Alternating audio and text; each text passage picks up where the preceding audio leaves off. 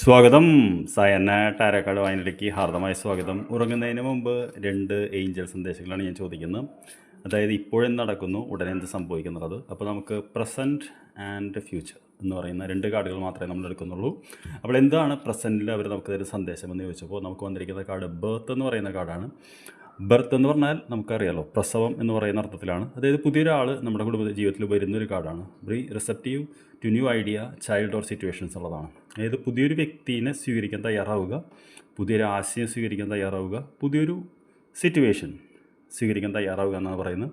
അതൊരു പോസിറ്റീവ് എനർജിയുള്ളൊരു കാർഡാണ്. എപ്പോഴും നമുക്ക് പുതിയൊരു ആൾ കുടുംബത്തിൽ വരുമ്പോൾ ഒരു സന്തോഷമാണ്, പുതിയൊരു ചുറ്റുപാട് വരുമ്പോൾ.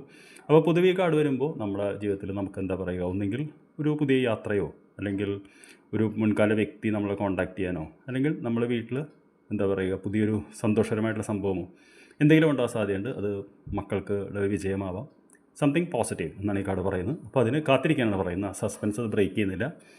രണ്ടാമത്തെ കാർഡ് എന്താണെന്ന് നമുക്ക് ചോദിച്ചപ്പോൾ പ്രോസ്പിരിറ്റി എന്ന് പറയുന്ന കാർഡാണ്. പ്രോസ്പിരിറ്റി എന്ന് പറയുന്ന കാർഡ് നമ്മൾ കാണുന്നു, ഒരു കുട്ടി കാട്ടിലൂടെ ഒന്ന് കളിച്ചുകൊണ്ടിരിക്കുമ്പോൾ ഒരു പേടകം കാണുന്നു, പേടകമല്ല ഒരു പെട്ടി കാണുന്നു, അത് തുറന്നു നോക്കുന്നു, അതിൻ്റെ ഉള്ളിൽ ഒരുപാട് കോയിൻസ് കാണുന്നു. Prosperity is flowing towards you, so be open to receiving എന്നുള്ളതാണ്.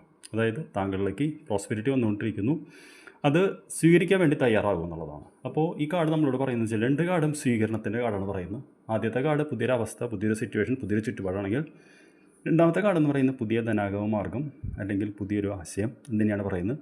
അപ്പോൾ ഇന്ന് നമ്മുടെ മനസ്സ് എത്രത്തോളം റിസീവ് ചെയ്യാൻ റെഡിയാണെന്നാണ് ചോദിക്കുന്നത്.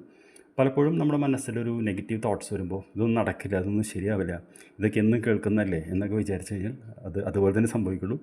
മറിച്ച് ഓരോ ദിവസവും പുതിയതാണ്, പുതിയത് എന്തുവേണമെങ്കിൽ സംഭവിക്കാം എന്നൊരു പ്രതീക്ഷയിൽ നമ്മൾ നോക്കുമ്പോഴാണ് പുതിയ ആശയങ്ങൾ കാണുന്നത്. അപ്പോൾ തുറന്ന മനസ്സോടുകൂടി സമാധാനമായി കിടന്നുറങ്ങൂ. Universe is listening to your prayers. I will see you tomorrow. Thank you very much.